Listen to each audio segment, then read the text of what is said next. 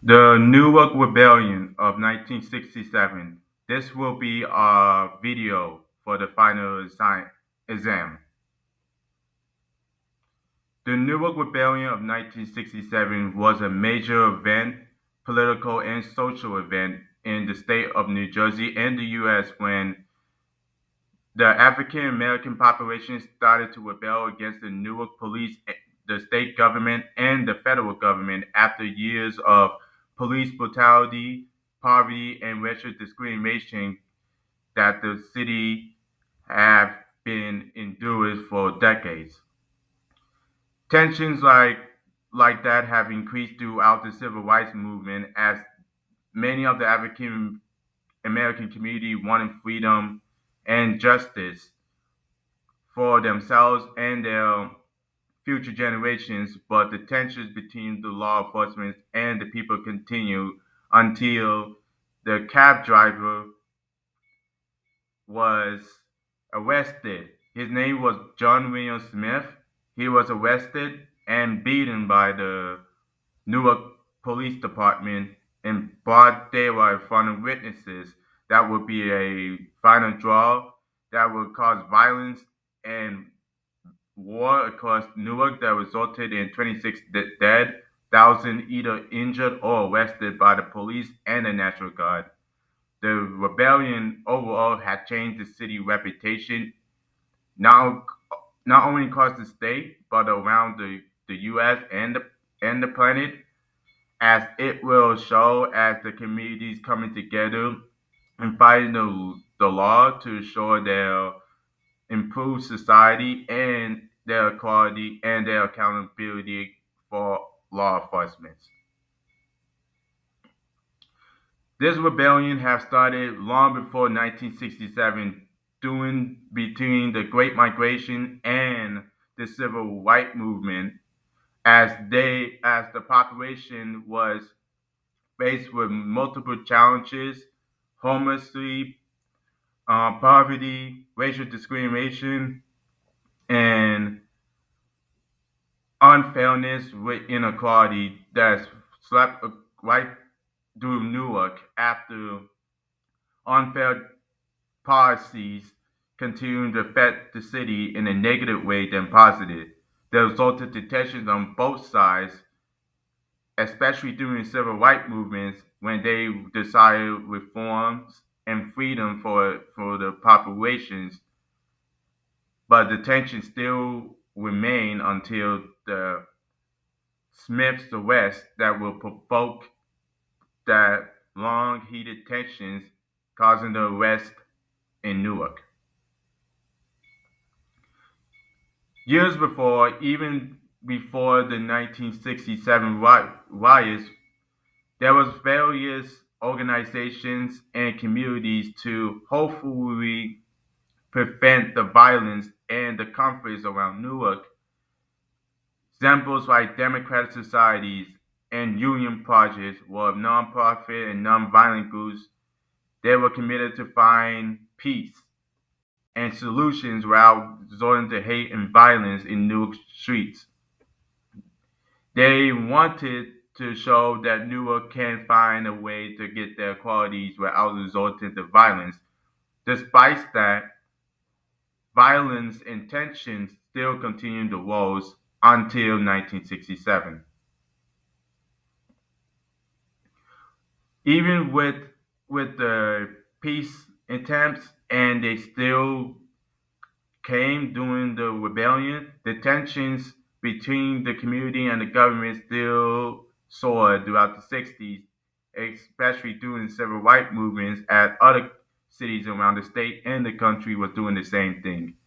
And without solutions to implement change or peacefully end the issues plaguing in Newark, tensions still continued to increase throughout the years until Smith arrest when he was got beaten up by the police in front of witnesses in Newark in broad daylight. The final straw was crossed, and the population of Newark decided to rebel, leading to the 5 days. Like other cities in experienced riots and rebellions against local governments, Newark rebellion would be no different, and but it will be a major change that will last for 5 days.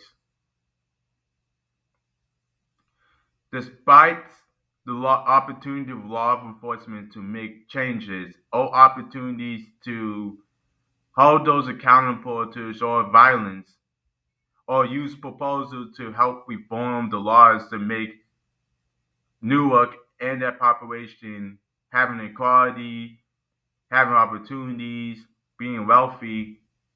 Most of the state officials refused, even the warnings were rejected, saying that they will use whatever methods they use to restore law and order that will result in violence and using of the National Guard that will continue to deteriorate throughout the 1967 rebellions, and its influence that it will become a national problem that will become the main issues for Newark and the civil rights movement. Okay. The Newark Rebellion emerged as riots that were captured by national and global news stations, which meant that the National Guard, with the support of the police, engaged in a battle against civilians to enforce peace and order on Newark streets. The population of Newark that was rioting didn't relent or become divided, but instead were united as communities. Despite police using violence, they were sticking together. Morale was high to keep fighting, with a common goal to have their voice heard and create change for the better. Quote from Krasavic supported this. It marked an unprecedented unity of forces against the city administration and its state and federal partners. Community action was central to the opposition in the sense that the fight was against reigning state structures and processes for the preservation of a denigrated and ignored local community. So, what was it like during the Newark rebellions? From Article A, Newark at War with Itself, many people who experienced the riots stated that after the cab driver was arrested, Newark wasn't the same and that it became a never ending battlefield for 5 days. The three examples showed how one person who saw that Newark was burning knew it would take years to rebuild, with a lot of anger after years of dealing with oppression. Were the disturbances in Newark and other cities riots? Asked Clement A. Price, a historian revered scholar of Newark, now deceased, in a 2007 essay. Were they rebellions?